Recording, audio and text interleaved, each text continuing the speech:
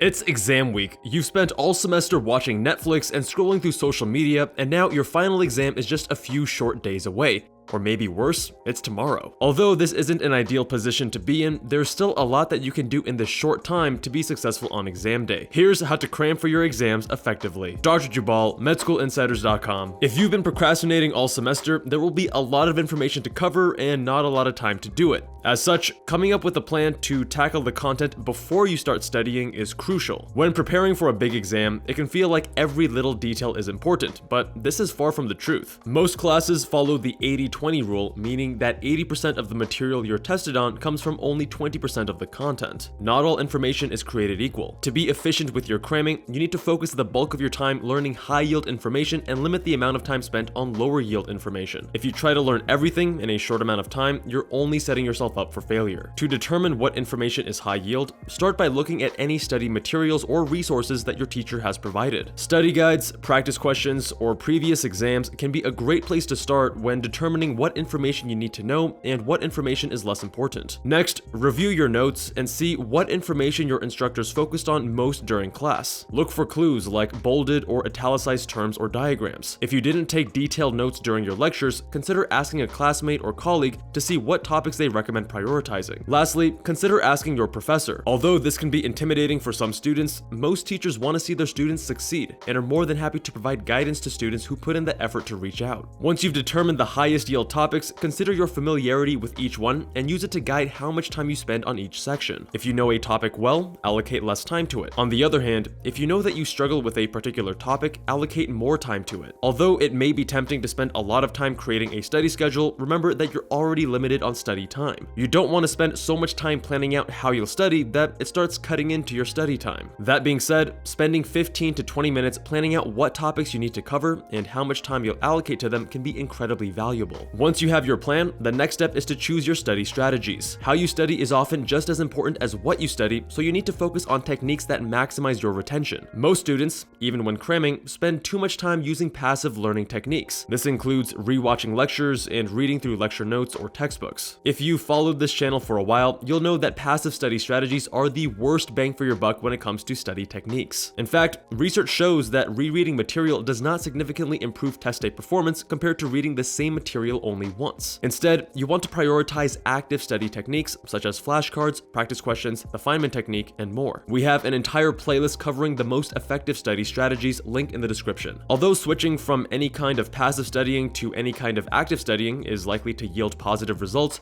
you should further optimize your study strategies depending on the type of material you're trying to learn. We can broadly categorize classes into two different categories: conceptual classes, which focus on deep understanding and application of the material, and memorization-heavy classes, which focus more on rote memorization. While every class is sure to be a combination of both, most will lean heavily toward one side. For instance, classes such as history or psychology tend to prioritize rote memorization, whereas classes such as math, physics, or chemistry prioritize deep understanding of the material. For classes that focus more on conceptual understanding, you should use strategies such as practice questions, mind maps, and the Feynman technique. These study strategies will help you understand the big picture and make connections between different pieces of information. Practice questions challenge you to make connections and apply information in different ways than you'll see in your lecture slides or notes. The trick is to make sure you fully understand the question completely. Not only should you know why the correct answer is correct, but also why the incorrect answers are incorrect. Although this may seem unnecessary, especially when you're cramming for an exam and time is limited,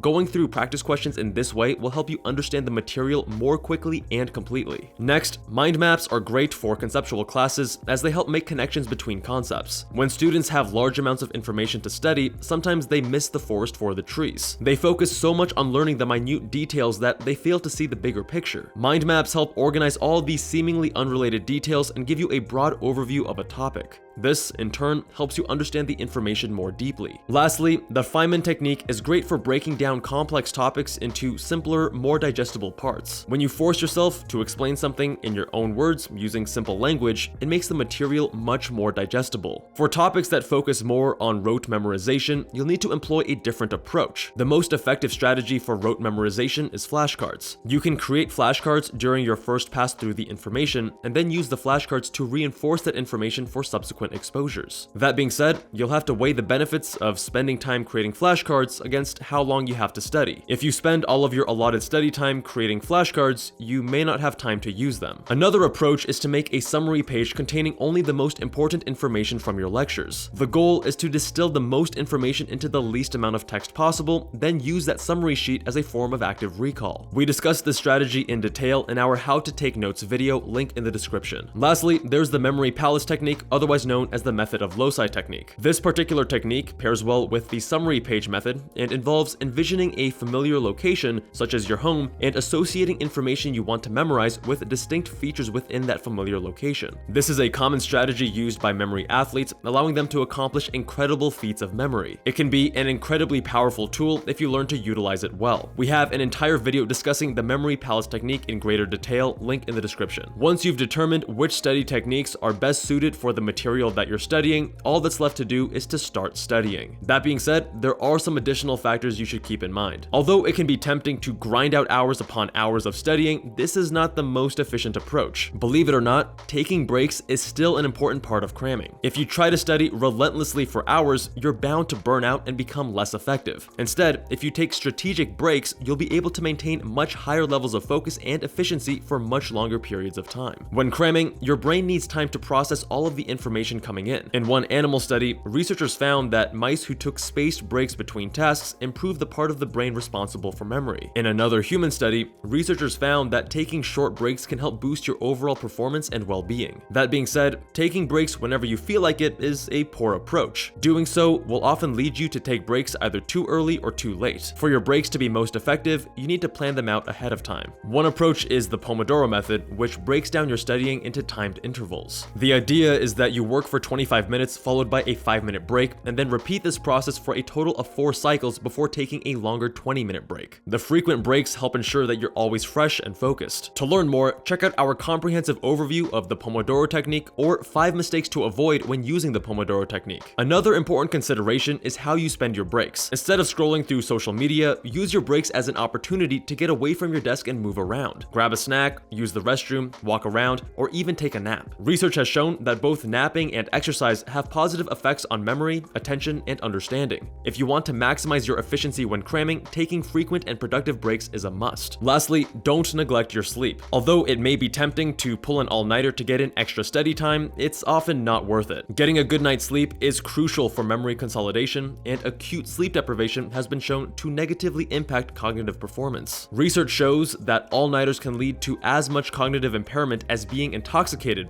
and are comparable to having a 0.05 blood alcohol concentration in your body. Although 8 hours of sleep before your exam is ideal, you may not have the time to do so. You still want to give yourself enough rest so that you can wake up feeling refreshed and ready for your exam. The last thing you want is to go into your exam exhausted after spending the last 24 hours awake. Although it's possible to cram for an exam and still do well in your classes, the most sustainable approach to doing well academically is to avoid cramming altogether. Although it may feel nice in the short term to put off studying and enjoy your free time throughout the semester, it's important to develop your work ethic and put in the effort consistently. As Aristotle puts it, we are what we repeatedly do. Excellence, then, is not an act, but a habit. If you believe yourself to be a good student, you have to do what a good student would do and consistently put in the work. Cramming will only get you so far academically. Whether it happens in high school, college, or medical school, you will inevitably reach a point where cramming is no longer a viable option. Developing your work ethic and being able to put in the effort consistently for long periods of time is crucial for success, and the earlier you develop that skill, the better. If you'd like to be a part of Med School Insiders, we are currently hiring. We're looking for a director of content and also a few writers to help us create and manage our growing YouTube and social media presence. Visit medschoolinsiders.com/hiring or click the link in the description for more details and how to apply. Thank you all so much for watching. If you enjoyed this video, check out last-minute exam tips or another video in our study strategies playlist. Much love, and I'll see you guys there.